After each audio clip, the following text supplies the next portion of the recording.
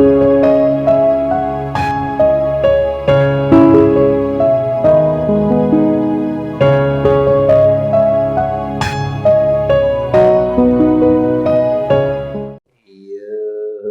जगत सारा क्षणिक है और आत्मा एक नित्य है। आत्मा का अनुभव बस एकमात्र नित्य है। कहन राज को करन मन, करो महान यह काज। आप्त ज्ञान की प्राप्ति है, मंगलमय सुख सार। मंगलमय सुख सार।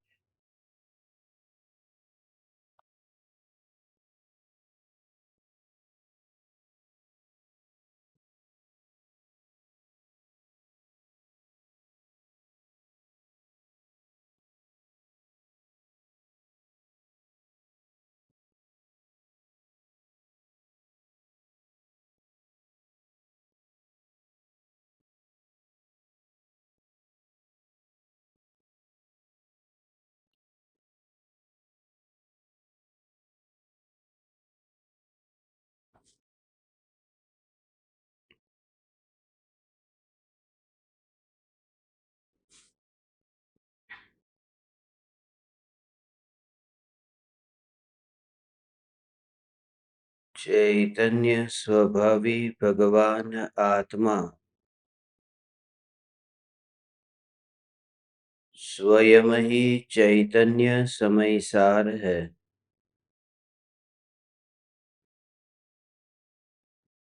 चैतन्य समयसार का प्रतिपादक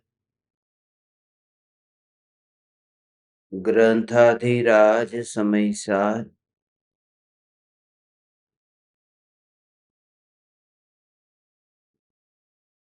देह से मुक्त होने से पहले मोह से मुक्त होने की कला सिखाता है।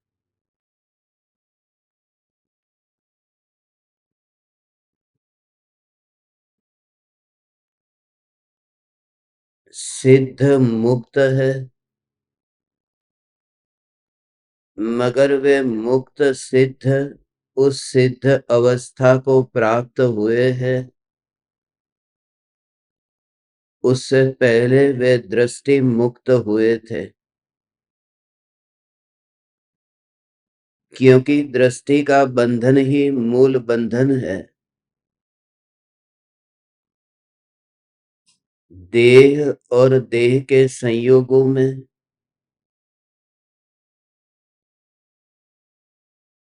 अपनापन करना, रागादि विकारी भावों में अपनापन करना, यही दृष्टि का बंधन है।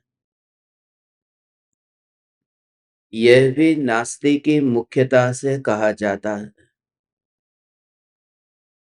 यह चैतन्य परमात्मा अनंत गुणाधिपति है, अनंत शक्तिशाली है, और यही मैं हूं।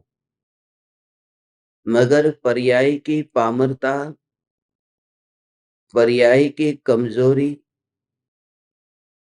कि मैं ये पर्याय स्वरूप हूं, मैं विकल्प स्वरूप हूं, मैं बंधन स्वरूप हूं, यह मान्यता ही पर्याय की सबसे बड़ी कमजोरी है।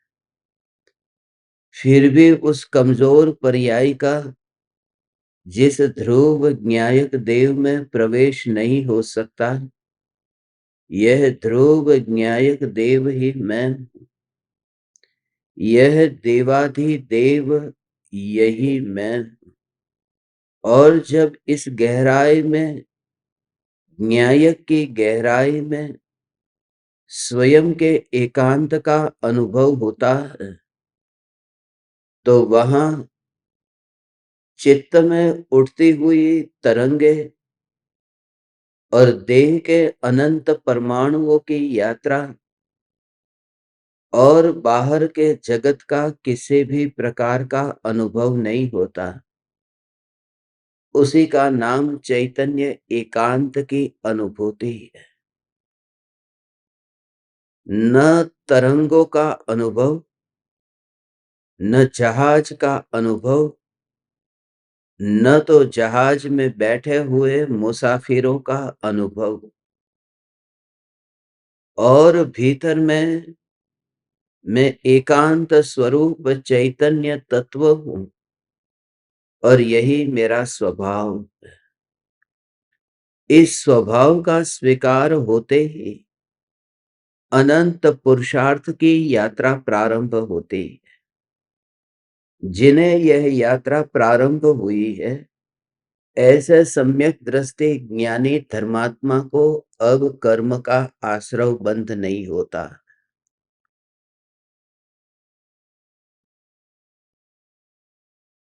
अनंत प्रकार के अनंतानुबंधी कषाय के जो भाव थे, उन भावों का तो अभाव हो गया। यह बात सिर्फ पांडित्य के प्रदर्शन की नहीं है कि कौन कौन सी प्रकृति वहां पर सत्ता में है, उदय में आती है। यहाँ पर उस गहराई को समझना है कि जब ज्ञान में ज्ञान का स्वीकार होगा और ज्ञान में ज्ञान की अनुभूति हुई, ज्ञान में विकल्प का अनुभव नास्ति के रूप में भी न हुआ, न अस्ति के रूप में हुआ। जब अग्नि को छुआ तो यह बर्फ है ऐसा अनुभव नहीं हुआ, मगर अग्नि को छूते समय यह बर्फ नहीं है ऐसा भी अनुभव नहीं हुआ। उस अग्नि की अनुभूति में इतनी तन्मयता थी कि पता ही नहीं है कि उसके आसपास क्या है। यह न्यायक स्वरूप चैतन्य परमात्मा, उसके क्षण पर जोर नहीं देना। क्योंकि आप सभी को मैं ये पूछूं कि अग्नि कैसी होती है, तो आप कहेंगे कि अग्नि उष्ण है, अग्नि का स्वभाव उष्ण है। किसने कहा आपको? आप कहेंगे हमारा स्वयं का अनुभव है, हमने छू करके देखा है। अग्नि को छू करके देखा, ये अनुभव आपका है। अब वो कितने घंटे तक आपने अग्नि को छू करके रखा था? एक क्षण के लिए अग्नि को छुआ और जीवन भर के लिए यह बात टंकोत्कीर्ण हो गई कि अग्नि गर्म। ये इसलिए आपसे कह रहा हूं भगवान कि वो जो ड्यूरेशन है, वह जो काल की अवधि है, वो अवधि महत्वपूर्ण नहीं कि कितने मिनट के लिए, कितने घंटे के लिए, वह महत्वपूर्ण नहीं है। उसकी जो क्वालिटी है, वह जो अनुभूति की जो जाति है, उस स्वभाव की जो स्पर्शना है, उस स्वभाव की स्पर्शना की महिमा अग्नि है। मगर अग्नि के ऊपर यदि आवरण हो, अब दूसरे कमरे में अग्नि प्रज्वलित है और मैं दीवार को छूता हूं और मैं 10 घंटे तक दीवार को छू, 20 घंटे तक दीवार को छू, 30 घंटे तक दीवार को छू, मगर फिर भी मुझे गर्म का अनुभव नहीं होता। अब मैं कहूं कि मैं 30 घंटे तक वो छूता रहा दीवार को, तुम उसे छूते रहे जहां पर अग्नि थी ही नहीं, जहां उष्णता का स्वभाव नहीं था। मगर मिट्टी के दिए को अब छुओ कि तो भी अनुभव नहीं हो रहा है अग्नि का। यदि धुएं को छुओ तो भी अनुभव नहीं हो रहा है अग्नि का। मगर जब अग्नि मात्र को जब छूते हो और बिना किसी विकल्प के कि वहां दीवार कहाँ है, मिट्टी का दिया कहाँ है और फिर धुआं कहाँ है। तो मात्र जो अग्नि का अनुभव है, तुम्हारा आत्मा भी इसी प्रकार से गहराई में ज्ञान की अनुभूति में स्थिर होता है। चित्त में तरह तरह के कोलाहल लेकर के बैठे हुए तुम सुनते हो और तुम गहराई में जा नहीं पाते, शिकायत करते हो ये अनुभूति से वंचित क्यों रहे, क्योंकि तुमने गहराई में जाने के लक्ष्य से तो सुना ही नहीं था। तुम तो कौतूहल बस आ गए थे, तुम तो उत्कंठा से आ गए थे, तुम तो इस जिज्ञासा से आए थे, लाओ ने जाकर के सुनते हैं होता क्या है। बाजार में कौन कौन सा माल आता है, लाओ में जाकर के देखो। तुम खरीदने के लिए नहीं, तुम शॉपिंग के लिए नहीं, तुम विंडो शॉपिंग के लिए निकले हो। तुम खाली देख देख करके, इसलिए रोज रोज का जो सत्संग है, ये सत्संग सुन करके भी यदि तुम खाली हाथ वापस लौटते हो, उसका मूल कारण है कि तुम डुबकी लगाने के लक्ष्य से बैठे ही नहीं थे। जो अत्यंत प्रामाणिक होकर के डुबकी लगाने के लक्ष्य से यदि यहाँ पर बैठे, तो उसे दूसरे सत्संग में बैठने की जरूरत न पड़े। उसके लिए एक सत्संग ही पर्याप्त हो जाए। उसके लिए एक क्षण की अनुभूति उसे अनंत काल के दुख को भुला दे। हे ज्ञान दीपक, ज्ञानी की जो दशा है उस दशा को कहते हैं कि दीवार के साथ में उन्हें कोई संबंध नहीं है। दीवार का मतलब परद्रव्य, दीवार का अर्थ धन संपत्ति, दीवार का अर्थ माता पिता भाई बहन, ये सब दीवार है।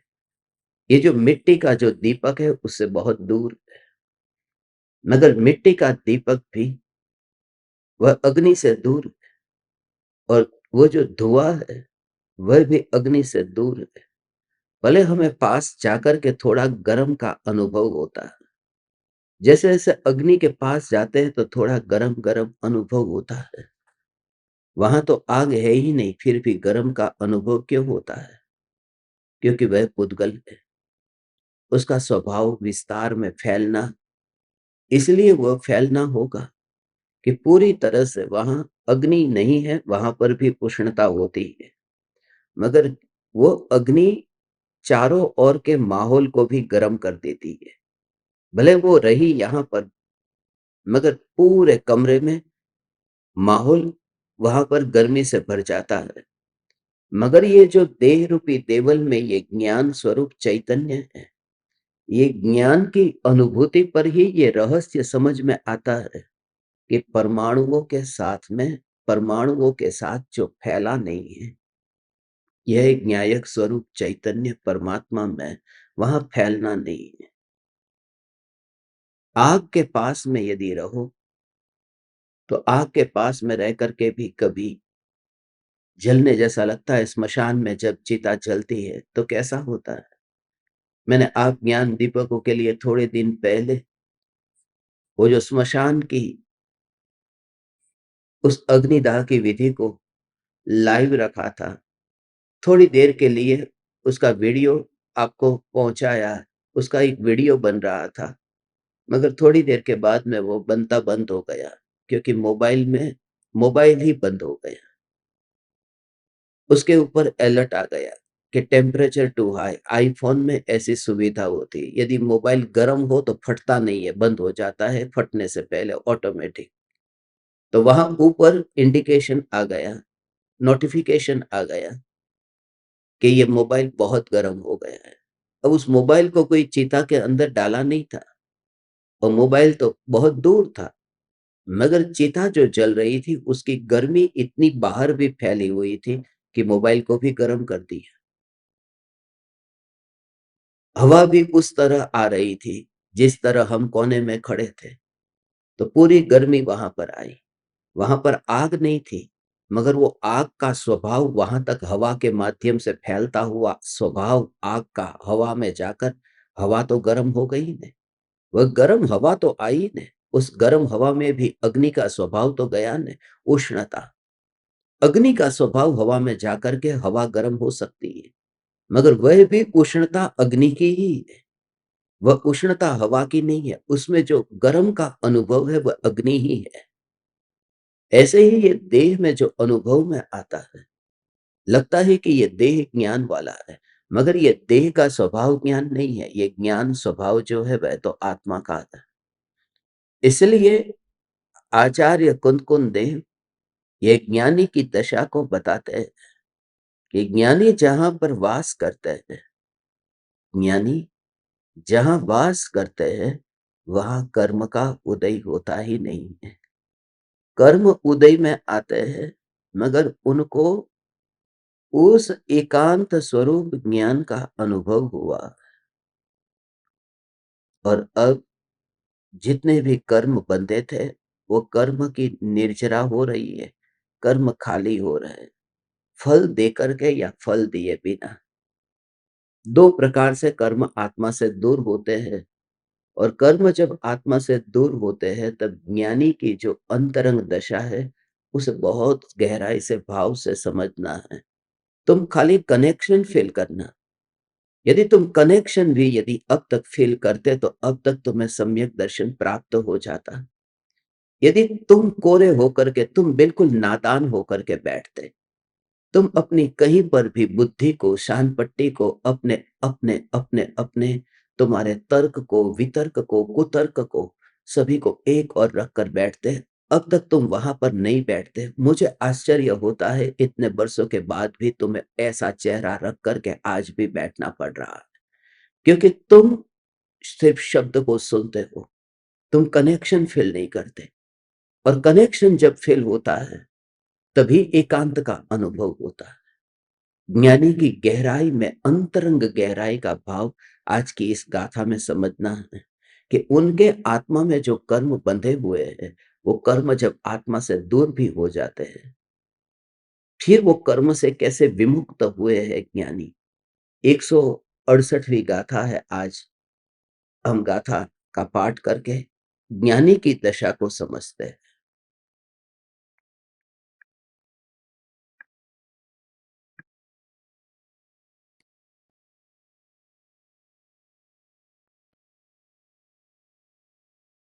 के फलम ही पड़ी है, जहण फलम बज्जये पुणो विंटे, जीव सकम भावे पड़िए न पुणोदय मुवेदी।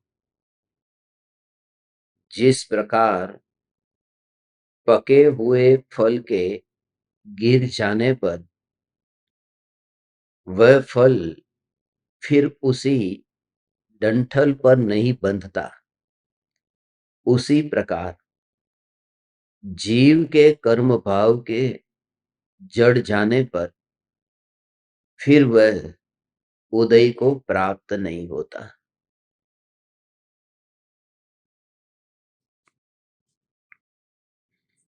यह ज्ञानी की दशा बताई।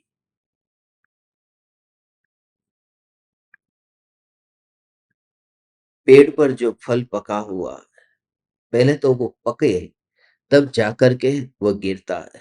जबरदस्ती नहीं, पके हुए फल के गिर जाने पर वह फल फिर उसी डंठल पर नहीं बंधता। उसी प्रकार जीव के कर्म भाव के जड़ जाने पर फिर वह उदय को प्राप्त नहीं होता। मृत्यु हो गई न, कर्म की मृत्यु हुई। आत्मा इस देह में से बाहर निकले उससे पहले ही कर्म की मृत्यु हो गई, मोह की मृत्यु हो गई। इसलिए जब आत्मा एक गति से दूसरी गति जाता है, तो मोह से विमुक्त हुआ ज्ञानी ज्ञानमय अनुभूति में ही मस्त होता। वह ज्ञान में एक समय के लिए नहीं, वह ज्ञान में अनंत काल के लिए समा गया। अब जो विवशता ऐसी है कि उस विवशता की वजह से उन्हें ये घर में रहना पड़ रहा, और वह भी दुनिया देखती है। ज्ञानी को परवाह ही कहाँ है कि घर में रहते हैं या वन में रहते हैं या स्मशान में रहते हैं। ये गिनती तो बहिर्दृष्टि लोग करते हैं। इसके विचार और चिंतन में तो गृहस्थ लगे रहते हैं। इसलिए अज्ञानी यही हिसाब करता है कि मुनिराज कहाँ पर है। मुनिराज जंगल में है या मुनिराज नगर में है। अब नगर में मुनिराज आए तो वह मुनि नहीं, नगर मुनि नगर में नहीं आते तो ये उज्जैन नगरी में ये मुनिराजों का जो संघ आया, ये 700 मुनिराजों का अकंपनाचार्य मुनिराजों का जो संघ था, यदि नगर में आते ही नहीं तो ये सब शास्त्र में उल्लेख ही क्यों किया। मगर अज्ञानी की इतनी जड़ता है कि बस शहर के बीच में, नगर के बीच में, गांव के अंदर मुनि को देख लिया, सीधी ही मोहर लगाई अज्ञानी, क्योंकि इन्हें तो जंगल में रहना चाहिए।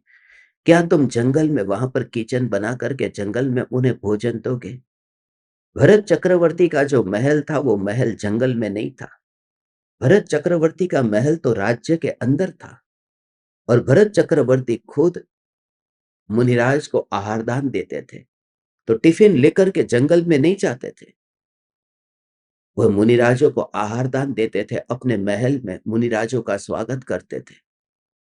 तो मुनिराज के प्रति जो हमारी दृष्टि है कि जहां देखा वहां का उन्हें मान लिया, गांव में देखा तो गांव वाला मान लिया, नगर में देखा तो नगर वाला, शहर में देखा तो शहर वाला, यह हमारी दृष्टि में जो धुंधलापन है उसे दूर करना है।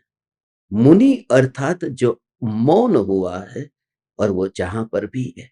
इसलिए तो तुम रत्न जड़ित समोसरण में विराजमान मुनि को फिर कैसे स्वीकार करोगे, क्योंकि समोसरण तो नगर में आता है। समोसरण कोई जंगल में और गुफा में और स्मशान में थोड़ी लगता है। समोसरण तो नगर नगर में, देश देश में, वहां पर सब जगह प्रदेशों में समोसरण भगवान का वहां पर घूमता है, भगवान विहार करते हैं। तो ये जो दृष्टि है कि ज्ञानी मुनि कहाँ पर है, वे है अपने ज्ञान में ही स्थित है, वो ज्ञान की अनुभूति में ही मस्त है, इसलिए उनकी मृत्यु होती ही नहीं। ज्ञानी की मृत्यु नहीं है, अब वो मृत्युंजयी हो गए। इसलिए बस, और अंदर में परिपूर्णता परिपूर्णता परिपूर्णता परिपूर्णता परिपूर्णता का पूरा फील ऐसा होगा। परिपूर्णता परिपूर्णता परिपूर्णता परिपूर्णता, परिपूर्णता का अनुभव। वितराग पर्याय, उसको भी मैं कैसे ग्रहण करूं? ग्रहण करूं ये विकल्प भी नहीं है, क्योंकि अनुभूति में से अवकाश कहाँ मिलता है। अनुभूति निरंतर हो रही है, अनुभूति के बीच में कहाँ कहीं स्पेस ही मिलता है कि कुछ करने जाए। यही निरंतर धारा। और तब जो ज्ञानी को पूर्वकृत कर्म उदय में आए और खिर गए।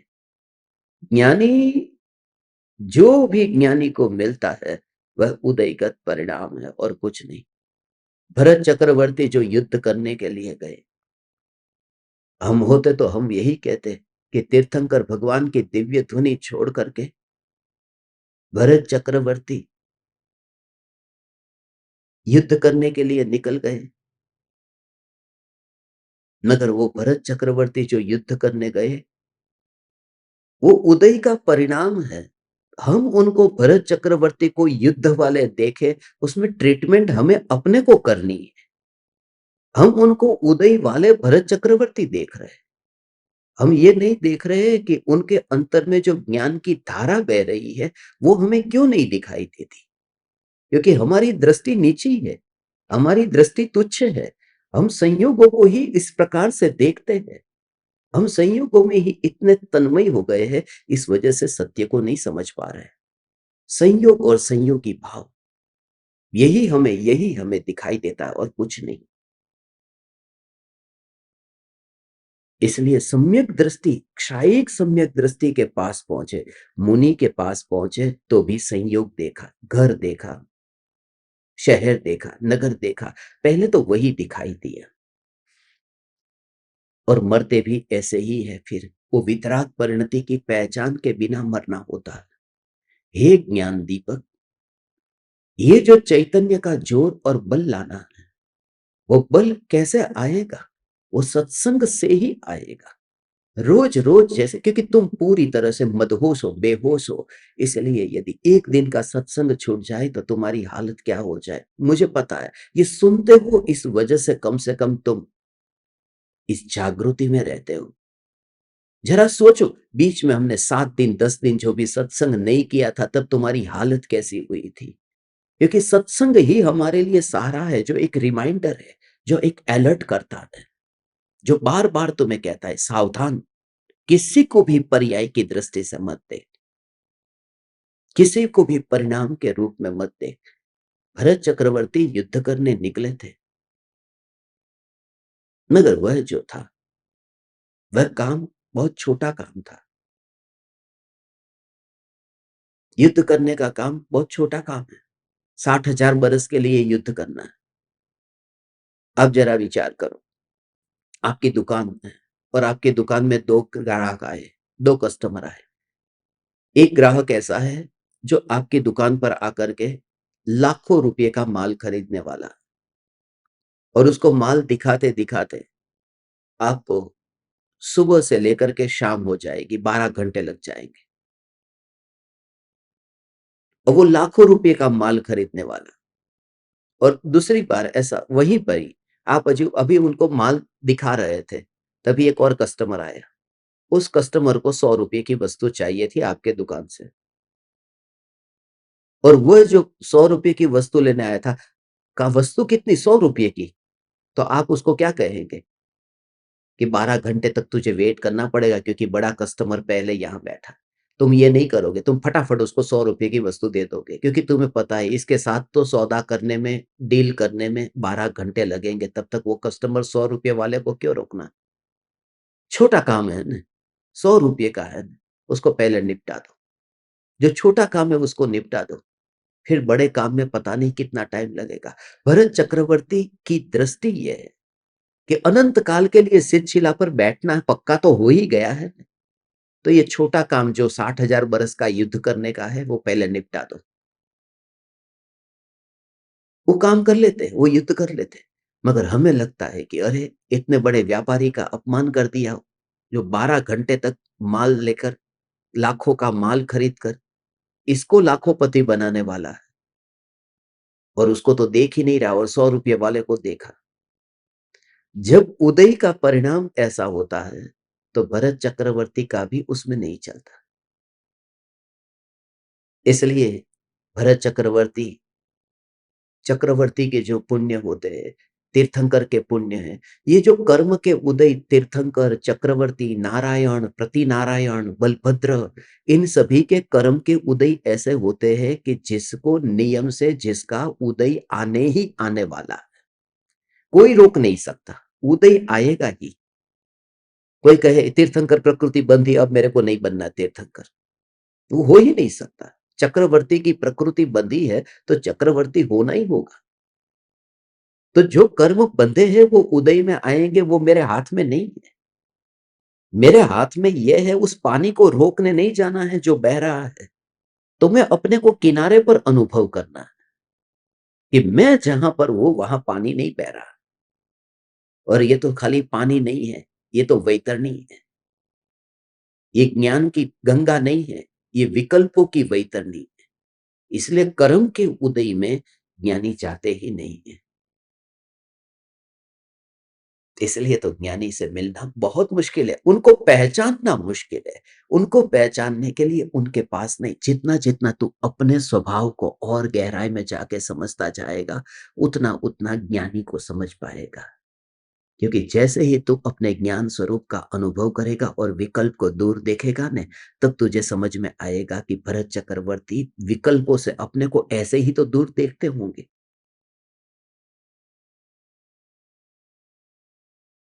क्योंकि इस खुद के ऊपर, अक्सर आपने देखा डॉक्टर की पत्नी डॉक्टर होती है, ज्यादातर ऐसा होता है। डॉक्टर होगा और नहीं होगी तो भी ढूंढेगा ऐसा ही। यदि लड़का डॉक्टर है तो लड़की भी ऐसे ही ढूंढेगा डॉक्टर हो।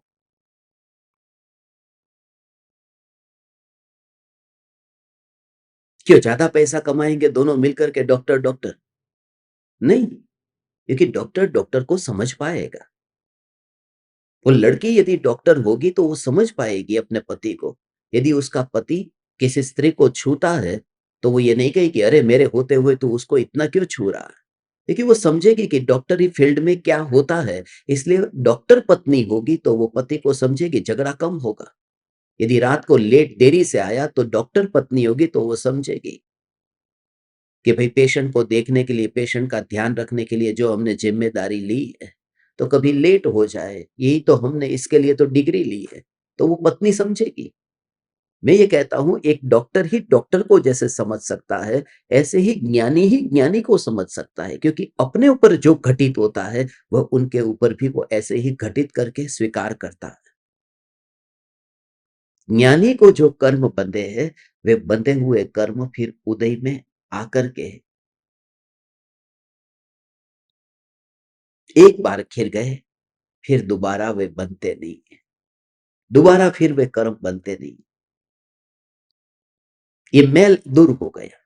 बचपन में हमारे वहां होता था, अभी गुजरात में जो ब्रश होता है ना नहाने के बाद में, साबुन लगाते हैं, साबुन के ऊपर ब्रश लगाते हैं,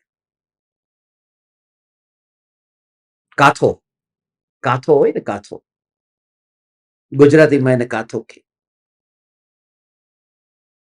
मगर हम जब छोटे थे, અમે જ્યારે નાના હતા ત્યારે કાથા બાથા એવું કઈ હતું જ નહીં। वो ब्रश भी बाजार से खरीदना हो तो 2 रुपये का ब्रश आता है, कौन 2 रुपया खर्च करेगा? એટલે ત્યાં नळियाना ठीकरा पड़ा हुए, वो ठीकरा जो होता है, आप सबने उस जमाने में ये किया होगा। आपने यदि अपने बच्चों को नहीं किया होगा तो आपकी माँ ने आपको ये किया होगा। वो जो ठीकरा होता है, वो ठीकरे से आपको घिसा होगा, जहां पर ज्यादा मैल धूल में गए होंगे, मैल चिपक गया है।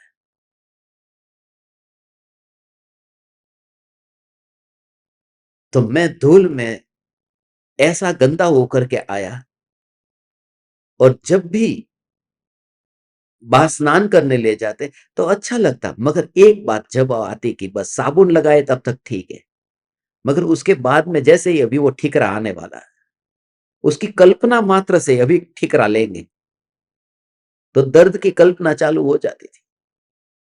मगर क्या करते कि वो ठीकरा लेकर के फिर जहां पर मैल लगा है वहां पर ऐसे घिस दे, ऐसे घिस दे, और फिर थोड़ी देर रुक दे। तो जैसे ही घिस दे, तब मैं उनको ये कहता कि ये जो घिसा ना, तात्कालिक उसके ऊपर पानी डाल दो, क्योंकि पानी यदि नहीं डाला तो थोड़ी देर में वो सूख जाएगा और फिर दोबारा घिसना पड़ेगा, तो दोबारा फिर उतना दर्द भोगना पड़ेगा। इसलिए जब पहली बार अच्छी तरह से घिस लिया है और वो मैल निकल गया, तात्कालिक पानी डालो। और माँ कहते हैं नहीं, कोई चिंता करने की जरूरत नहीं है। एक बार मैल वो ठिकरा घिसने से एक बार निकल गया है, उसके बाद में वो चिपकेगा नहीं। पानी भले 2 मिनट बाद डालो या 5 मिनट बाद डालो, वो नहीं चिपकेगा, वो मैल निकल गया। ये ज्ञानी को जो कर्म एक बार निकल गए ने, फिर भले वो हो, फिर भी उनको कर्म अब चिपकते नहीं, वो मैल निकल गया। वो कहीं पर भी रहे, वो कैसे भी रहे, लगता है कि वो तो कर्म में बैठे है। लगेगा कि उस बच्चे के ऊपर तो इतनी धूल लगी हुई है, मगर नहीं, वहां प्रोसेस हो चुकी है, वहां ठिकरा लग चुका है, वहां ब्रश घिस चुका है। वही पुरुषार्थ है, वो भीतर का ज्ञान का पुरुषार्थ है कि एक बार ज्ञानी को जो कर्म का बंध हुआ, अब बस वो बम के हिसाब से, बम होता है ना, बम एक बार फूटने के बाद में फिर दोबारा नहीं फूटता। एक बार उसका फल मिल गया, फिर उसका फल दोबारा नहीं मिलता। नगर फल दिए बिना भी बम नष्ट हो सकता है, यदि उसे डिफ्यूज कर दिया जाए तो लोग भी नहीं मरेंगे और उसकी शक्ति भी खत्म हो जाएगी।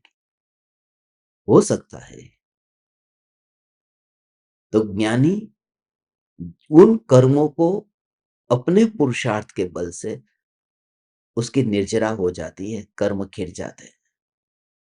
और कर्म को जल्दी से दूर कर दूं, यह भाव भी ज्ञानी को नहीं आता। जल्दी से जल्दी दूर कर दो, यह भाव नहीं आता। हमारी दृष्टि ज्ञानियों को जो है वो उदय के हिसाब से देखने की है कि ज्ञानी इतनी जल्दी पुरुषार्थ क्यों नहीं करते।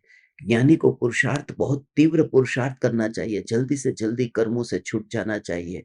उनके पास तो इतना ज्ञान है, वैराग्य है, इतनी समझ है।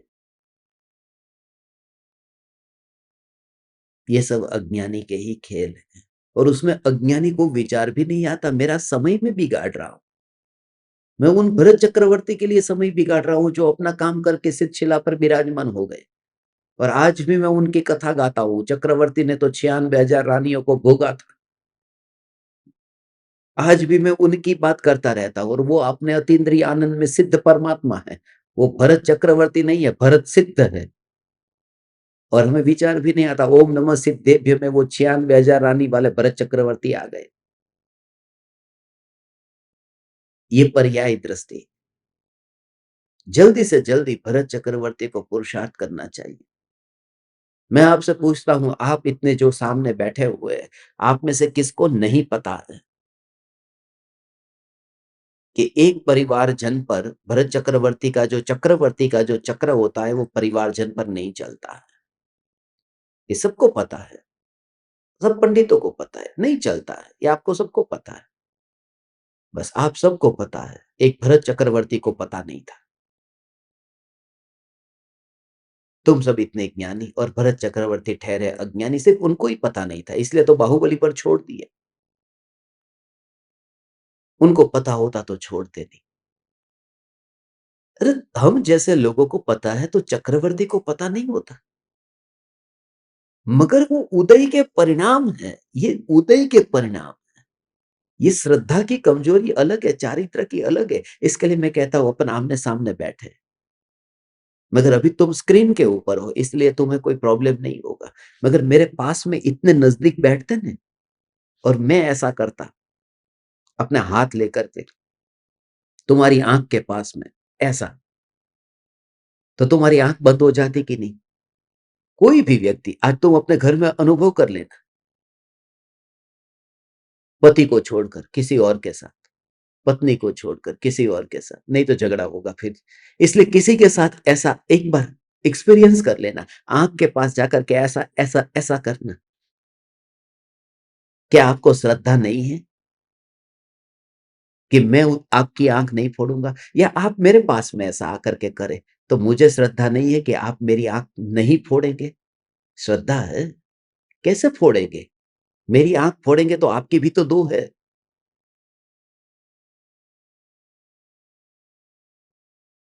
तो फिर बंद क्यों कर देते हैं? बस वो बंद कर देते हैं, इसी का नाम चारित्र की कमजोरी है। श्रद्धा होने पर भी आंख बंद हो जाती है, वो चारित्र की कमजोरी में जाता है। ये श्रद्धा है कि मैं ध्रुव न्यायक हूं, तो फिर ये युद्ध करने क्यों जाते हैं? वो श्रद्धा की कमजोरी नहीं है, वो उदयगत परिणाम ऐसे ही। और अभी थोड़े दिन ऐसा होगा। थोड़े दिन इसलिए क्योंकि अनंत काल की तुलना में ये थोड़े दिन ही है, 60,000 बरस क्या है।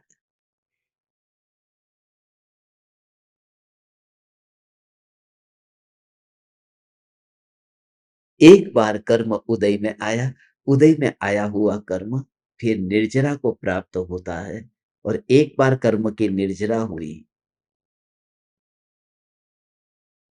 जिस प्रकार पके हुए फल के गिर जाने पर अपने आप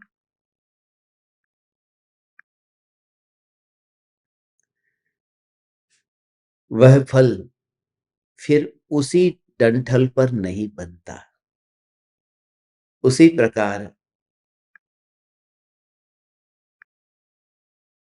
जीव के कर्म भाव के जड़ जाने पर फिर वह उदय को प्राप्त नहीं होता।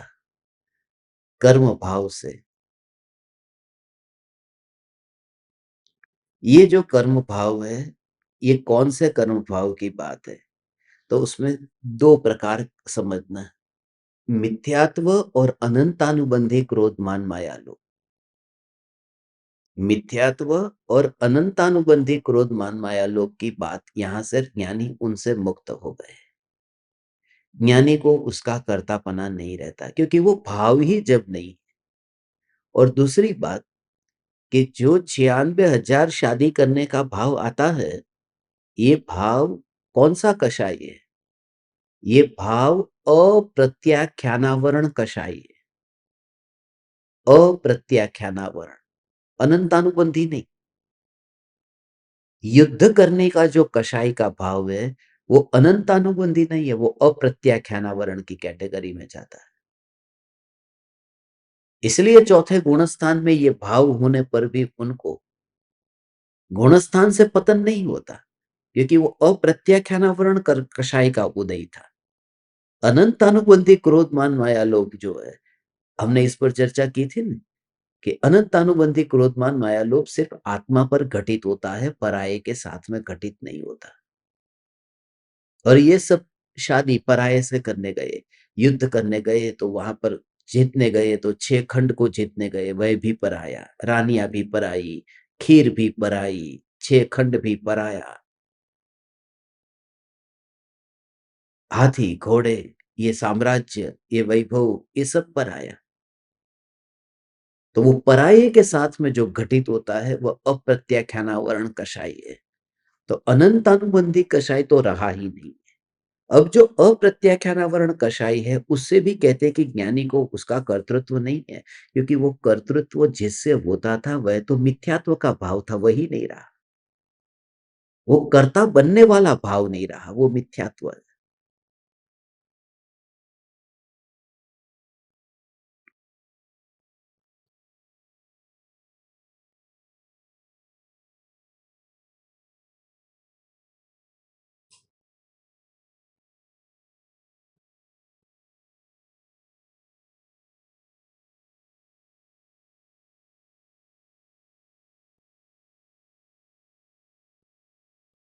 ये ऐसा स्वरूप है। उदयगत जो परिणाम, वो उदयगत परिणाम में ऐसा ही ये सहज स्वरूप है।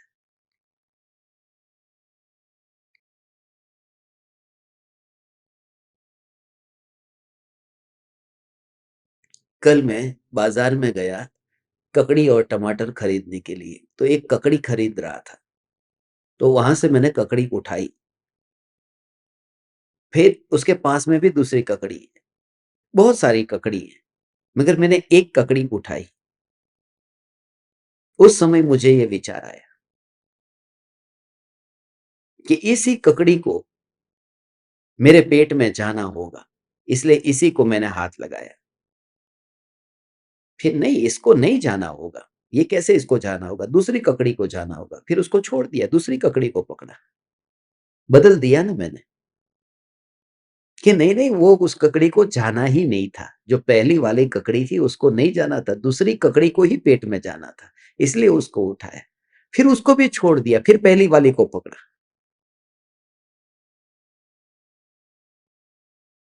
नहीं, इसको ही जाना होगा, पहली वाली को ही। ऐसे थोड़ी देर तक ये करता रहा मैं, फिर थोड़ा 5 मिनट जितना टाइम उसमें बीत गया,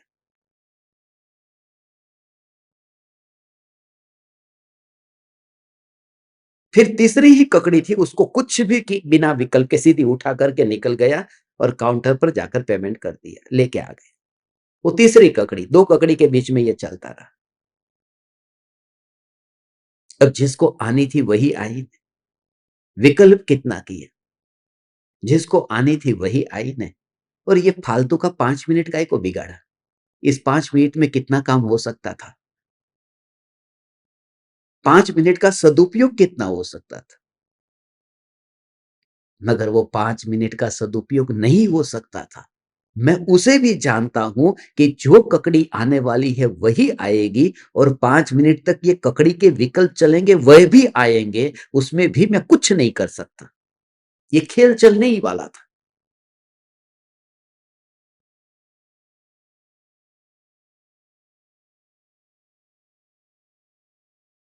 तो जीव स्वच्छंदी नहीं हो जाएगा।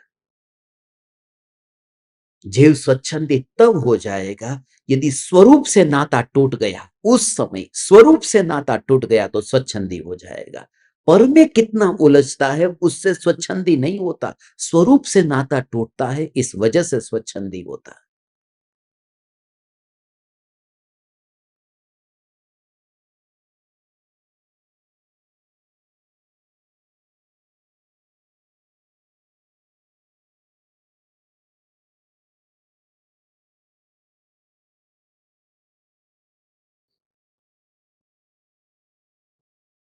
अब थोड़ी देर में नहीं बोलता हूं, योग्यता नहीं बोलने की।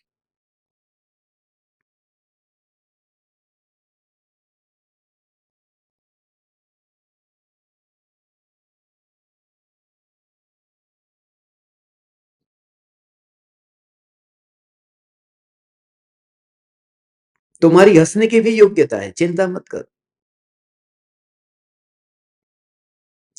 ये सभी क्रिया के काल में, इसमें स्वच्छंदता कहीं नहीं है। इसमें अंदर में आपको ज्ञान का स्ट्रेचिंग यदि नहीं दिखता है और ज्ञान अपनी सत्ता में ही स्टेडी ध्रुव सत्ता स्वरूप ही दिख रहा है, तो स्वच्छंदता रंच मात्र नहीं है। तू निश्चिंत हो जा, तू निश्चिंत हो जा। यदि ध्रुव का कनेक्शन यदि नहीं छूटा है, तो कोई स्वच्छंदता नहीं होती। क्योंकि ये विकल्प काम में कहां आते हैं। अभी मैंने ही विकल्प किया कि अभी मुझे नहीं बोलना है, तो मैं नहीं बोलूंगा। मगर मैं 1 घंटे से आपका वेट कर रहा था कि जैसे ही 1:42 वो सत्संग शुरू हो जाए, और 1:41 पर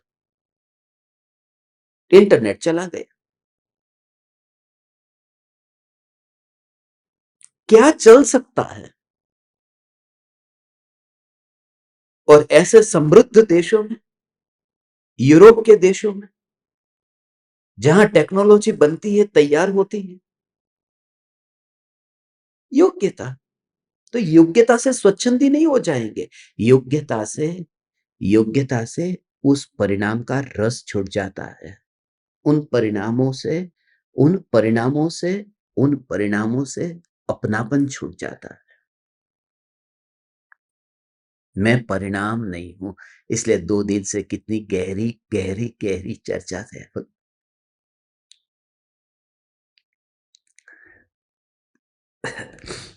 ऐसा है, कौन से ऐसी, ओहो, सम्यक दृष्टि को पर्याय की श्रद्धा है। उनको जो कर्म आत्मा में बंधे हुए हैं, वो कर्म उदय में आकर के निकल गए। और जो सत्ता में पड़े हुए हैं, ये 3 बात देखना। एक तो है, एक तो कर्म जो उदय में ही नहीं, जिसका उदय खत्म हो गया। दूसरा है कि जो उदय में आ रहे हैं। और तीसरा है जो उदय खत्म भी नहीं हुआ, उदय में आए आ भी नहीं रहे हैं, और सिर्फ सत्ता में पड़े हुए हैं। ये 3 बात समझ में आई? फिर से कहता हूं कि एक तो कर्म ऐसे जो उदय में आ चुके, वो फल देकर के खेल चुके, निकल चुके। दूसरे कर्म ऐसे जो वर्तमान में उदय में आ रहे हैं, ये वर्तमान की बात है। और ऐसे कर्म के जो भविष्य में उदय में आएंगे, जो सत्ता में पड़े हुए हैं, जो वर्तमान में नहीं है, भविष्य में कभी आएंगे उदय में।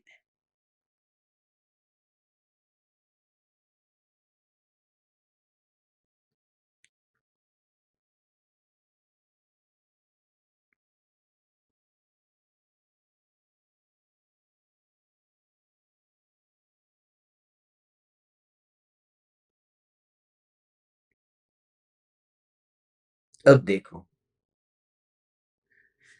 जो कर्म उदय में आकर के निकल चुके, वो तो फिर से अब आने वाले नहीं। ये जो बात यहां पर बताई कि जैसे फल पेड़ से हट गया, वो डंठल से अलग हो गया, उसके बाद में फिर वो वहां जाकर के चिपकेगा नहीं। मगर जो कर्म उदय में नहीं आया, पहले पास्ट की बात बता रहा हूं, फिर ये फ्यूचर की बात है। जो कर्म उदय में आकर के निकल गया, वो तो गया, वो तो अब पेड़ के पास में, पेड़ के साथ चिपकेगा नहीं। मगर जो कर्म अभी उदय में नहीं आया है और भविष्य में आएगा, और वर्तमान में सत्ता में पड़ा हुआ है, आचार्य कुंदकुन देव उन कर्मों के लिए पृथ्वी का ढेर शब्द का उपयोग करते हैं कि वे कर्म पृथ्वी के ढेर है, समय सार में। पृथ्वी पिंड समान, पृथ्वी के पिंड समान। पृथ्वी का पिंड माने कुछ नहीं करता, पृथ्वी माने मिट्टी, मिट्टी के ढेर जैसा है। वो सत्ता में पड़े हुए उदय में कहाँ आ रहे? समझ रहे हो? सत्ता में पड़े हुए वो ऐसे ही पड़े, कुछ काम में नहीं आते। जैसे राजा श्रेणिक को अभी तीर्थंकर प्रकृति सत्ता में पड़ी है कि नहीं है? नगर तीर्थंकर प्रकृति सत्ता में होने से कोई अनुकूलता थोड़ी मिलेगी। तीर्थंकर प्रकृति सत्ता में और शरीर नपुंसक का। श्रेणिक राजा नपुंसक के भव में तीर्थंकर प्रकृति, तीर्थंकर का जीव, ये कि ना नरक में तो स्त्री पुरुष होते ही नहीं है, नरक में तो नपुंसक ही होते हैं। देव और देव गति में पुरुष और स्त्री होते, वहां नपुंसक नहीं है। तो वो श्रेणिक राजा वहां पर नरक में रह करके भी उनको तीर्थंकर प्रकृति आत्मा के साथ बंधी हुई है, मगर उदय में नहीं आ रही है, फल नहीं दे रही। ये कि सत्ता में है, भविष्य में कभी फल देगी। अभी तो पृथ्वी के पिंड की तरह है। तो तुम्हें दो प्रकार के कर्म की तो फिक्र ही नहीं करना है।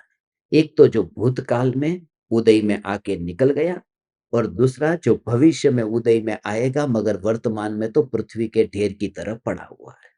अब हमें निपटना किससे है? जो वर्तमान में उदय में आ रहा है उससे। अब वर्तमान में ये कर्म उदय में आ रहा है, ये कर्म मुझे जो उदय में आ रहा है, ऐसा मानने वाला तो मिथ्यात्व है, और ज्ञानी को वो मिथ्यात्व रहा नहीं है। इसलिए ज्ञानी को वर्तमान में जो उदय आता है वह भी उदय आया दिखता ही नहीं है, उन्हें ज्ञान ही अनुभव में आता है, क्योंकि वो मिथ्यात्व मानता था कि वर्तमान में कर्म उदय में आया। अब मिथ्यात्व ही नहीं है, जो मानता है कि ये कर्म उदय में आ रहा है वर्तमान में, जो अनुभव करता है कि ये क्रोध अनुभव में आया, ये कषाय अनुभव में आया, वह मानने वाला मिथ्यात्व था। वो पहले गुण स्थान में था, या चौथे गुण स्थान में वह कहाँ है? इसलिए ज्ञानी को राग होने पर भी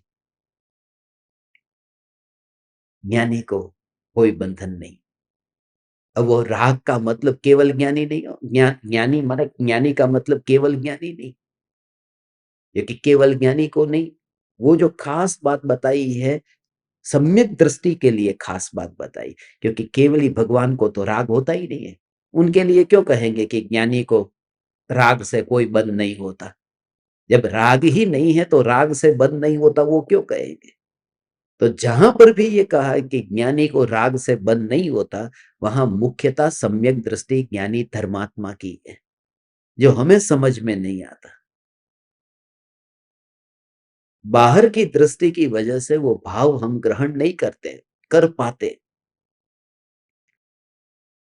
इस वजह से ये हालत है।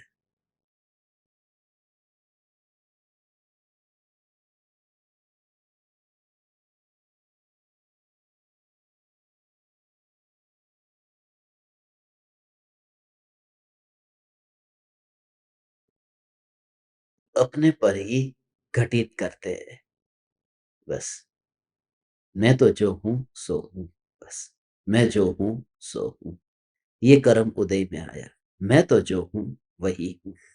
ये कर्म उदय, मैं तो जो हूं वही हूं। अपने में ही घटित करो, पराये में नहीं। उदय आए तो उदय में घटित मत करो, सत्ता में घटित करो, बस। पहले एक अपनी ओर देख लो, अपनी ओर देखो, और अपनी ओर देखोगे तो किसी भी प्रकार का कोई विरोध नहीं होगा। वह सत्ता मात्र में। इतने बम धड़ाके हो रहे हैं, इतने युद्ध हो रहे हैं, और टीवी को देखते हुए भी कोई तुम्हें डर नहीं लगता, क्योंकि तुम जानते हो मेरा टीवी उस अणु बम से, परमाणु बम से फूटता टूटता नहीं है, हथियारों से घायल नहीं होता ये मेरा टीवी। तुम टीवी को जैसे देखते हो, कहाँ घटित किया? पहले तुमने अपनी सत्ता में घटित किया, पहले तुमने अपनी सत्ता में घटित किया। भूकंप आया, कहाँ आया? कि इंडोनेशिया में आया, जापान में आया। भूकंप आया, कहाँ आया? तो पहले अपने को ध्रुजता हुआ नहीं देखा ने, अपने को कंपता हुआ नहीं देखा ने, बस। ऐसे ही जब भी तुम्हारे सामने प्रतिकूलता आए, ध्रुव पर घटित करो। ये ध्रुव में उदय आया, जब पहला ध्रुव पर तुम घटित करोगे और तुम सब एक दूसरे के लिए ऐसे चैतन्य मित्र बन जाओ। ये चैतन्य मित्र तुम्हें ऐसे बनना है जो रिमाइंडर करे, जो एक दूसरे के लिए वो जगाते रहे, वो कहते रहे तू सावधान हो, तेरा इसमें कर्तृत्व नहीं और अपने पर ही घटित कर, अपने ध्रुव न्यायक देव पर ही जितना भी सिद्धांत है तो अपने पर घटित करो। तत्व के सिद्धांत को पराये के साथ में घटित करने चाहते हैं।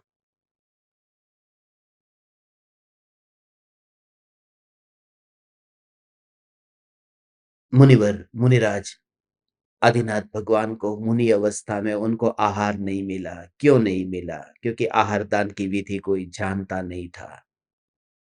अब आहार दान की विधि कोई नहीं जानता था, इस वजह से उनको आहार नहीं मिला। अपने ही घर में भरत चक्रवर्ती जैसा पुत्र है, क्षायिक सम्यक दृष्टि पुत्र है, बाहुबली क्षायिक सम्यक दृष्टि है, और ऐसे सम्यक दृष्टि पुत्र आहार दान की विधि नहीं जानेंगे तो और कौन जानेगा? और सौधर्म इंद्र को आहार दान की विधि नहीं पता था। जो सौधर्म इंद्र आते हैं तो सौधर्म इंद्र जो हजारों पंच कल्याणक में जाते हैं और हजारों पंच कल्याणक जिसने कराए, तो उनको आहार दान की विधि नहीं पता है कि कैसे आहार दान होता है। मगर सीधा ही आरोप लगाने के मामले में हम नंबर वन है, बस कोई नहीं जानता था। अरे उनको आहार मिलने की उनकी उस समय योग्यता नहीं पकी थी। उनकी योग्यता पर घटित करो ने, कोई दूसरे को क्यों घटित करते हो? कि नहीं नहीं निमित्त तो लाना पड़ता है ना, निमित्त तो कोई ना कोई निमित्त तो होता है ना। इसलिए भले मैंने मान लिया कि असली कारण तो यह था कि मुनिराज ऋषभ देव को खुद की योग्यता नहीं पकी थी, मगर कोई आहार दान की विधि नहीं जानता था, वो निमित्त था। निमित्त भी वहां पर नहीं था, निमित्त भी अंदर में था, बाहर नहीं था। निमित्त भी अंतर में था, वो था वो अंतराय कर्म का उदय था, वो निमित्त था। वो असली अंतरंग निमित्त है। अंतराय कर्म का उदय वो निमित्त बना था। अज्ञानी किससे भी सिद्धांत को घटित करेगा तो बाहर में घटित करेगा, और ज्ञानी घटित करेंगे तो भीतर में घटित करेंगे। इसलिए उन्हें कर्म उदय में आए तो भी उदय में नहीं आए हैं, क्योंकि उन्होंने उदय में अपने को घटित नहीं किया, चैतन्य में अपने को घटित किया।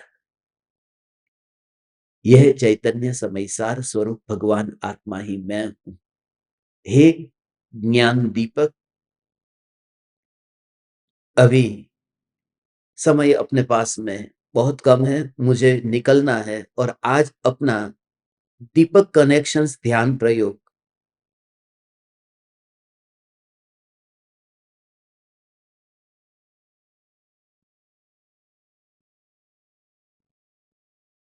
छोड़ना तो नहीं है। इसलिए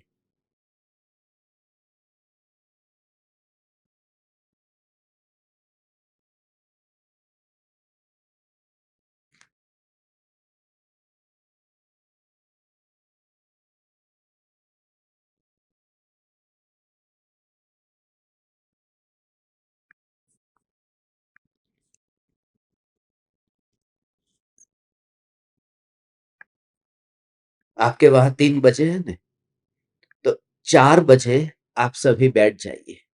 अपन 4 बजे आज शाम को दीपक कनेक्शंस ध्यान प्रयोग के लिए बैठेंगे, क्योंकि फिर शाम को मुझे आपके पास में आने के लिए निकलना है। जल्दी जल्दी हम मिलेंगे। आप समस्त परमात्माओं को प्रणाम। चैतन्य समय सार, चैतन्य समय सार, चैतन्य समय सार।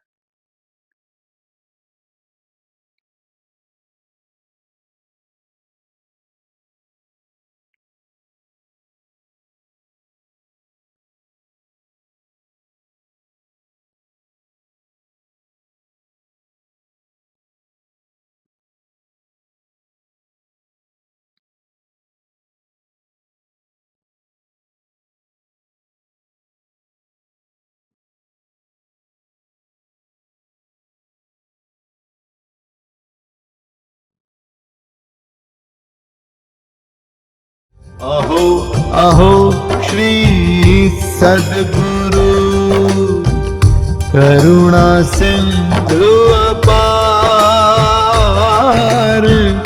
इस पामर पर प्रभु किया आहो आहो उपकार,